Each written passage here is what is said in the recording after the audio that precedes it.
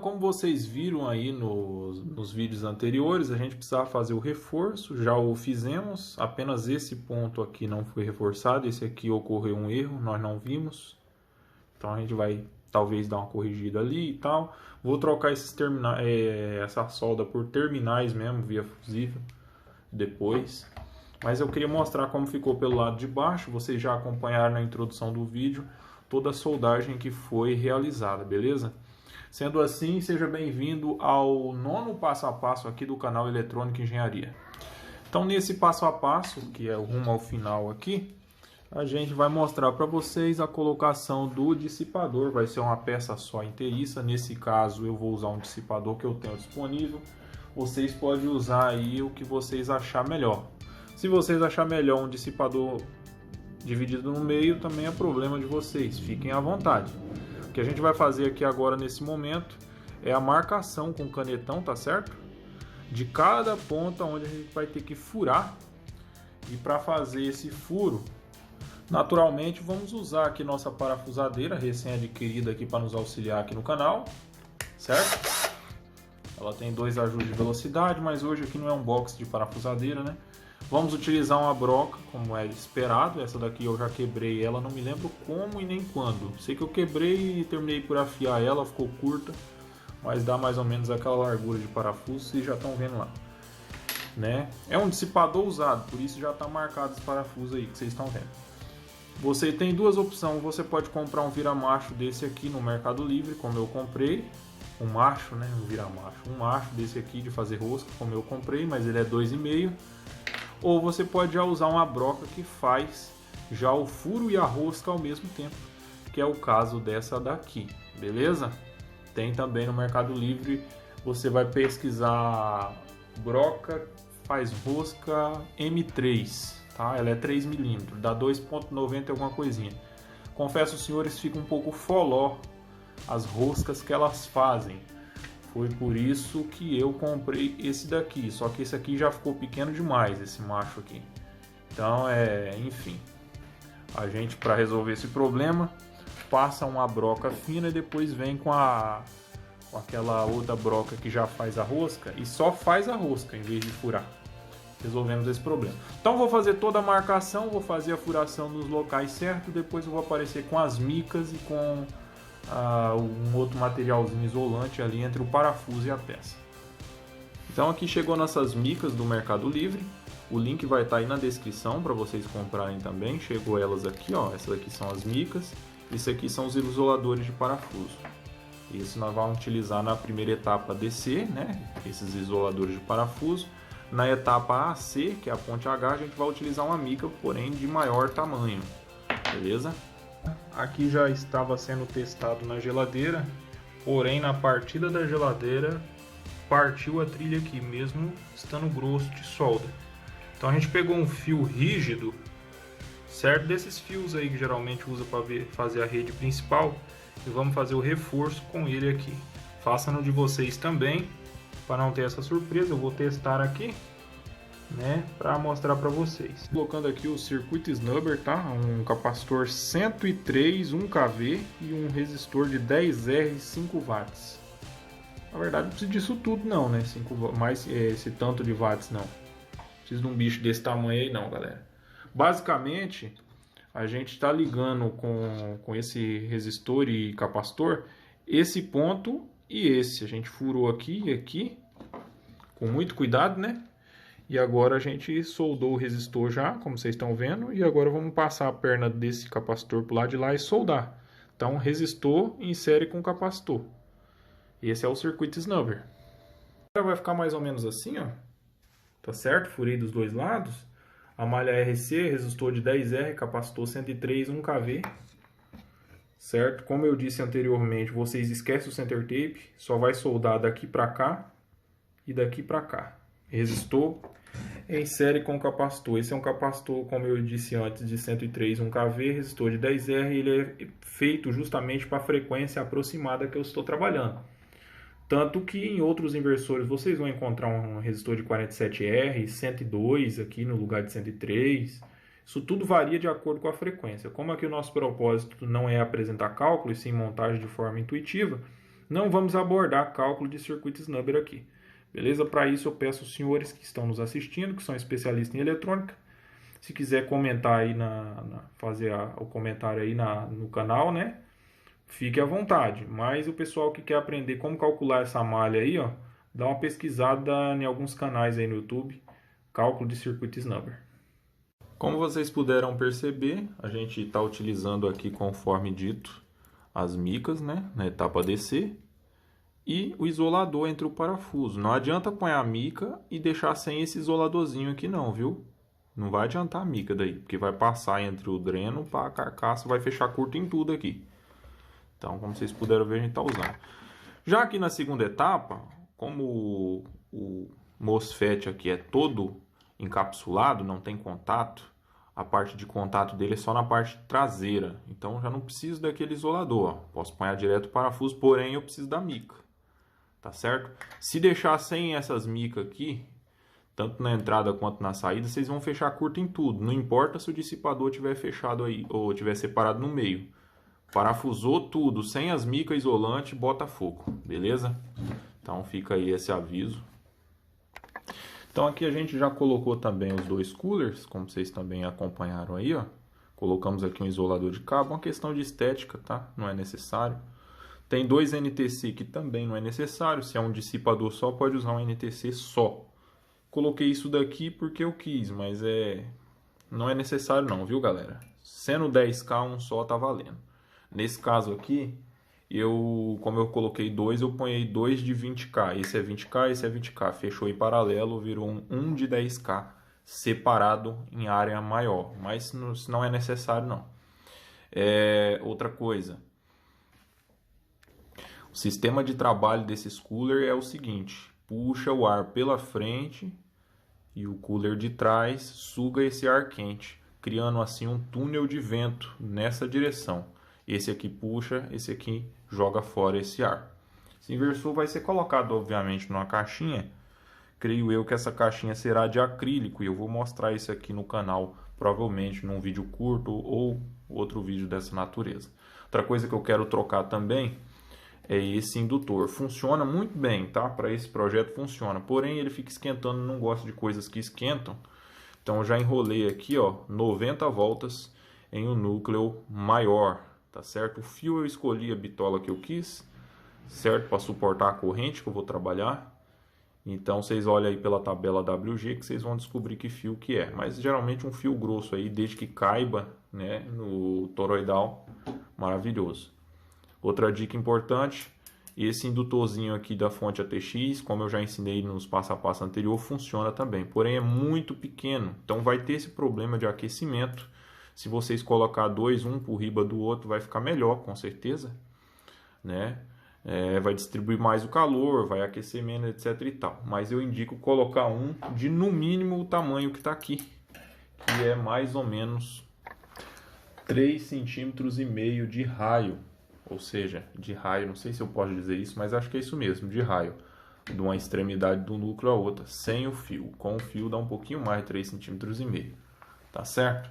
Então, faça as medições de vocês podem usar um pequenininho, conforme eu expliquei. Isso já tem até nos inversores chinês, porém, com esse cuidado e essa atenção, sabendo que esse bicho aqui vai esquentar. Inclusive, o isolador que estava aqui, tá na outra plaquinha. Como eu fiz duas dessa, né? Eu resolvi montar essa aqui, finalizar essa e deixar a outra ali no cantinho. Outra informação que eu já falei aqui, vou repetir: o uso do dissipador nesse regulador aqui é extremamente necessário. Em todos os lugares são necessários, né? Mas se você quiser deixar sem, que nem eu estou deixando, e usar nesse aqui, pelo menos nesse tem que ter. Tá? Já falei também de trocar o resistor de 10K desse ponto aqui, que é o resistor que faz o gate source desse MOSFET que aciona os cooler, por um resistor de 100K. Já falei, mas estou refrisando aí para vocês. Beleza? Outra coisa, 2 transformador. Primeiro de tudo, teste o projeto de vocês com um transformador sozinho. Eu escrevi EE33 aqui, só para lembrar, tá? Como eu fiz esse enrolamento, galera, eu vou contar para vocês aqui que até com a gente, às vezes a gente sofre, é acostumado a fazer. Fiz esse enrolamento, ficou no sentido certo, tá? Porém, mesmo assim, ficou em contrafase aqui os transformadores. Por isso eu disse a vocês, usem uma lâmpada em série, porque se entrar em contrafase, essa lâmpada vai acender. O que é uma contrafase? É como se você tivesse uma bateria em série com a outra e fechasse curto nelas, tá? Os transformadores aqui, apesar de ser corrente alternada em alta frequência, eles se comportam da mesma forma. Se a bobina não estiver realmente em paralelo com a outra, dá problema. Outra coisa, nenhum transformador pode ser que o transformador não seja igual ao outro, né? Aí no projeto de vocês. Então, vocês vão colocar vão medir a tensão na etapa DC, que é nesse capacitor, vamos dizer que dê lá a 168 volts. Aí vocês tiram ele, um exemplo, coloca o outro, bota para funcionar de novo e vê aqui se vai dar o mesmo 168 ou 167, que é bem próximo, não tem problema. Agora, se der 157, 147, vocês vão ter que dar mais uma volta no transformador para que as tensões dele fiquem igualzinha. Se não quiser ficar arrancando o transformador, a dica para 127 é a mesma. Você corta uma das trilhas, faz a medição. Aí emenda ela de novo, corta de baixo, faz a medição. Com isso você vai descobrir se é esse transformador ou se é esse que está com a tensão maior ou menor. Em caso de contrafase, vocês têm duas opções. A primeira, que eu considero mais pertinente, é você pegar, ó, tá aqui um transformador enrolado, né? Você pegar aqui, ó. Seja você tenha enrolado o transformador ou não. Tá vendo esse pino aqui soldado aqui e esse aqui? Você solta ele daqui, solda um pedacinho de fio, isola, pega daqui e joga para cá. Aí arranca esse daqui, obviamente, para fazer isso, né? Solda outro pedacinho de fio, pega daqui e joga para lá.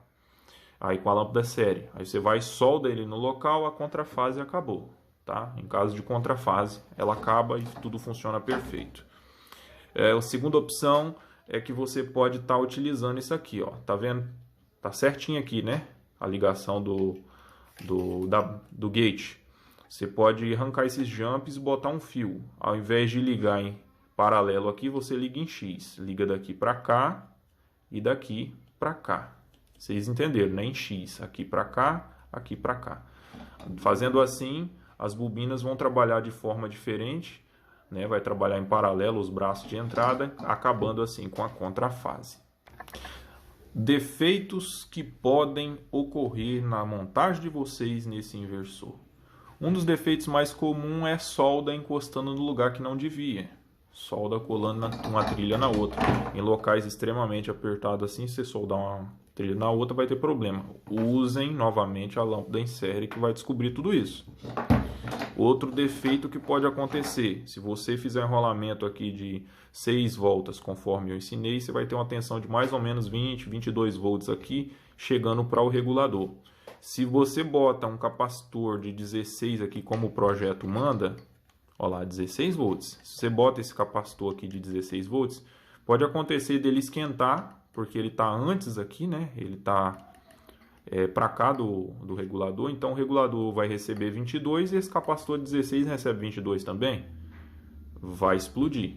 tá certo? Então põe um capacitor de pelo menos 25 volts aqui, 100 micro, obedecendo o enrolamento que vocês vão fazer num dos transformadores para haver isolação. Outra coisa que pode acontecer e aconteceu comigo, vou mostrar para vocês. Isso eu estou falando dos possíveis defeitos, preste bastante atenção nisso daí. A máquina ela também pode apresentar defeito na hora da montagem, caso você não tome certos cuidados. Por isso eu estou relatando aqui, listando os defeitos. MOSFET ou IGBT de alta tensão com fuga, ou mesmo esses MOSFET aqui com fuga. Vai ficar aquecendo as trilhas, vai ficar aquecendo o MOSFET, vai ficar uma zona e pode acontecer o que eu vou mostrar para vocês aqui. Olha isso aqui, galera. Entrou em alta corrente aqui na placa osciladora e não era defeito na placa osciladora. Pocou as trilhas, porque mesmo eu que estou acostumado, eu vi aqui, acho que é esse aqui, ó, tava em fuga, mas porém tava chaveando. Falei, vou colocar, não vai dar nada não, o chaveamento é rápido. O resultado foi esse aqui, ó. Beleza? Outra coisa, outro possível defeito. Aqui, ó, fusível, 2 fusíveis de 40. Dependendo da sua geladeira, se ela for 200 watts na partida, ele rebenta esses fusíveis aqui. Se for 200 watts, vai passar 200 amperes em 2 fusíveis de 40, que dá 80, vai rebentar. Então, eu, por exemplo, estou usando disjuntor. Por esta razão, eu jampeei aqui, ó. Tá certo? Aí, estou usando disjuntor. Deixa eu ver qual mais defeito pode ocorrer.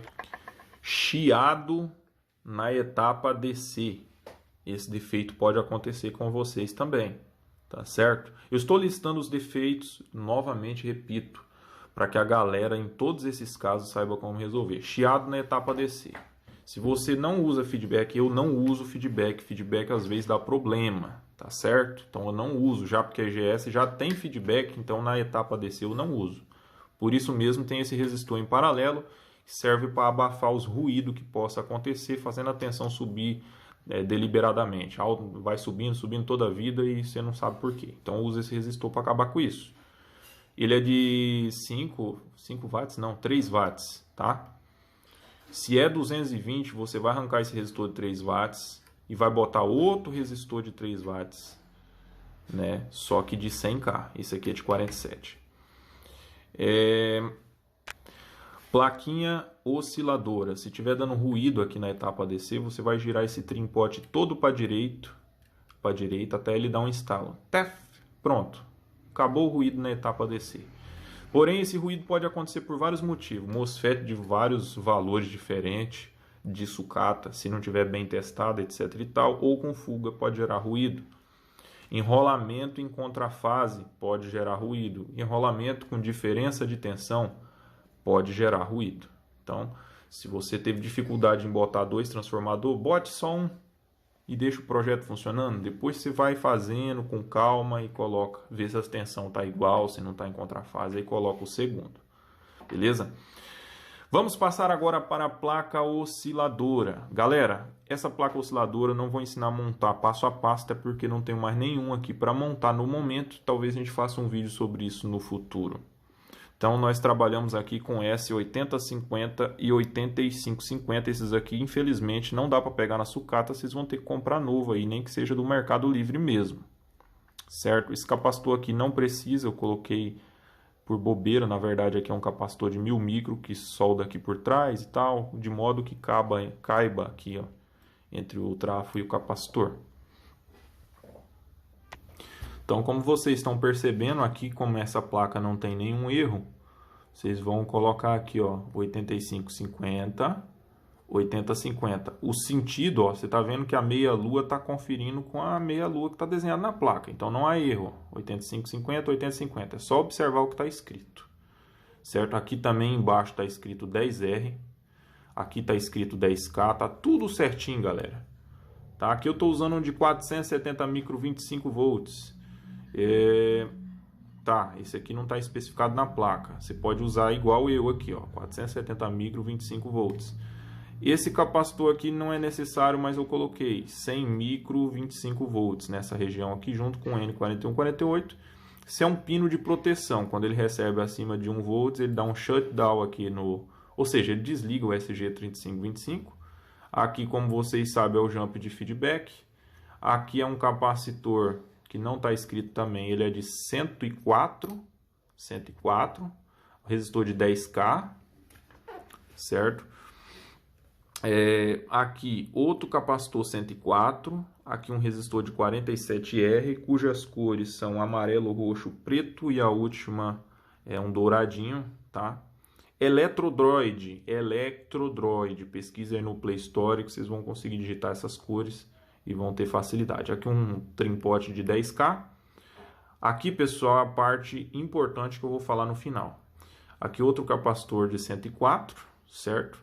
Vou, a partir de agora, nesse momento, listar todas as cores de todos os resistores. Vamos começar por aqui, ó, por esse lado. Isso aqui é um resistor de 10K, cujas cores são marrom, preto, laranja e dourado. Como eu citei anteriormente, um resistor de 47R, ele é para fazer o dead time, que eu não vou entrar em detalhes aqui, que é o tempo morto, que é a cor amarelo, roxo, preto, dourado, que é a tolerância. Aqui o capacitor de 104, cerâmico, é escrito 104 nele, tá certo? Qualquer coisa depois eu mostro, mas acho que não tem dificuldade, que ele tem até dentro desses rádios aí e tal, televisões, etc. Trimpote multivolta 10K vertical. Aqui um resistor de 200K, cujas cores são vermelho, preto, laranja e dourado.